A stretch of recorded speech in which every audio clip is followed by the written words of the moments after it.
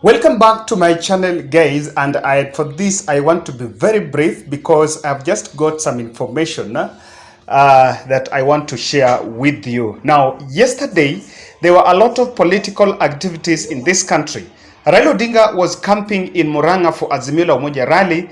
Oka team, Kalonzo Musyoka, Gideon Moi, and Martha Karua were also having their rally in Machakos. And the other side, the DAPK team was also attending a homecoming party for George Natembeya, who is going to vie for Trans Nzoia gubernatorial race seat. So apart from that, the current Jubilee Secretary General Rafael Tuju was also attending an aspirant meeting in Migori.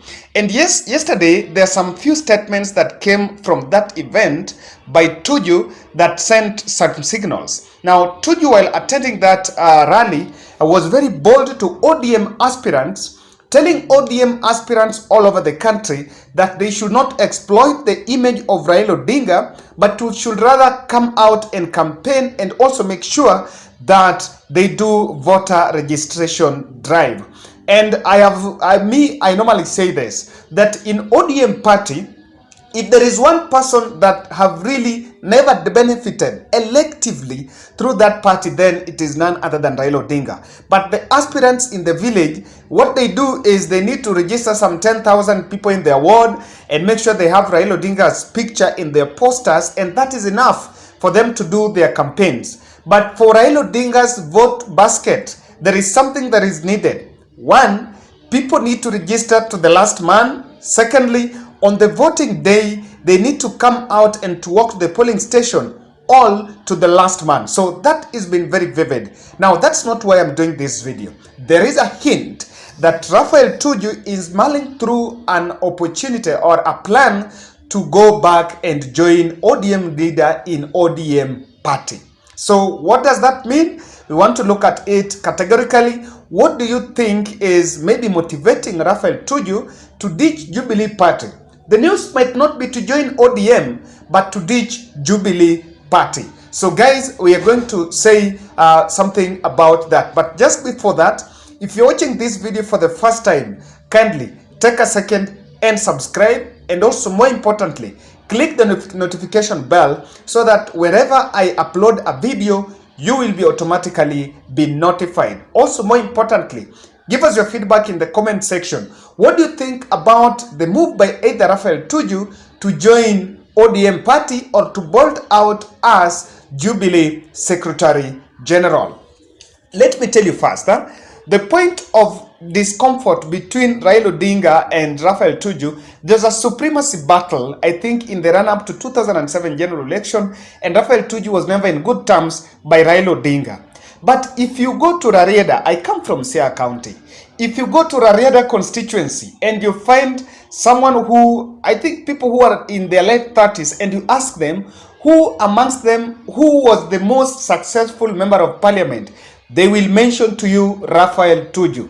Rafael Tuju was very close to Mwai Kibaki, and because of that, he delivered really a lot. Many development projects, the water projects in Rarieda, many schools, most classrooms in Rarieda were actually built during the time Rafael Tuju was a member of parliament in Rarieda. If you ask me that who can I front for Siaya gubernatorial race, if Tuju decides to go for that seat, I will not blink my eye, I will give Rafael Tuju. That's my opinion. Now, why do you think Tuju might be ditching, can ponder of ditching Jubilee party?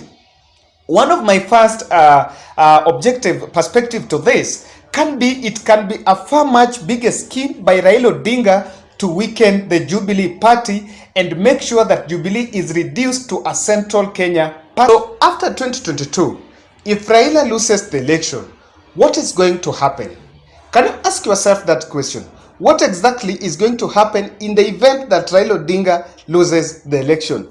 Now, one reason I can pick for that is this, that Raila Odinga's political future is going to end there, or if he gets that one term, then it's going to end after 2027. So where does this put the Luo Nyanza? This means that one, the Luo Nyanza are not going to have a formidable political leader. There was someone who was promising in the name of Miguna, but of course Miguna is a gone case. Orengo is going for Siaya gubernatorial race, so he is going to be confined in the county. I don't know who else you can front to take the shoes of Raila Odinga. Someone in the name of the former Nairobi governor, Evans Kidero, tried to thrust himself after 2013, but the powers within ODM subdued him. So I don't think he stands a chance to take over the infrastructures or rather the influence of Raila Odinga. So this can also be Tuju is trying to position himself so that in the event that Raila exits the stage, he can at least try to make an impact. But of course, I also know that he also not is not having any advantage. Now, another option is why Tuju might actually leave Jubilee to join ODM is because of a possibility of going to vie for an elective seat back in Siaya, either going for a Senate seat or governor seat. I think those are the only two formidable, I think those are the only two seats that Tuju can be fit. So if he is going to vie there, the only party that he can use to vie with, is only the ODM party. So if you ask me, I think he's making a move to make sure that at the end of the day, the most important thing that he can do is he gets a party to vie with. I will not be surprised if he goes for that seat. Now, lastly, there might be internal wrangles within the Jubilee party. So these internal wrangles, you remember Jubilee Secretary General Rafael Tuju has been the punching bag for these pro-Tanga members who have been insisting that Jubilee is the person that derided that party. So these internal wrangles could also be there, and Tuju is feeling like he doesn't belong to that party and can move out. Or better still, there can be a plan by Jubilee to revamp the party. And remember, they mentioned some time back that one of the people that need to have been shown the door is Rafael Tuju, because according to some diehard members of Jubilee party, the person that have actually brought Jubilee down to its knees is Rafael Tuju. So just because of that, that can also be a probability that is mulling through a way to exit the party so that they inject the new blood, or rather they also get another leaders to take charge and spear the party to the next level. I also think that Jubilee, Rafael Tuju can feel like President Uhuru Kenyatta is no longer interested in that party. I think majority of those members have already ditched and joined the UDA. So whatever is remaining at the Thika Road office is just a shell.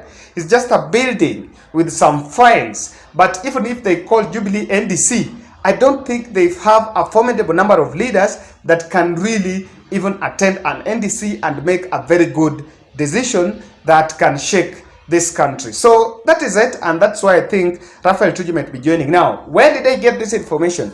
Yesterday, I was talking this morning to one of the journalists that attended the aspirants meeting there, and you remember what was captured in media is what he said in Kiswahili, but I also told when he was talking, because that was Migori, and he was talking also in the Luo, he said that he doesn't have a problem. He's a Secretary General back on the Jubilee side, but in the event that is going on opportunity comes that he can join the ODM party, he doesn't mind working with the ODM party, even within the ODM party, because he no longer has animosity with Raila Amolo Odinga. So guys, what do you think? Do you think Rafael Tuju can jump ship and join ODM?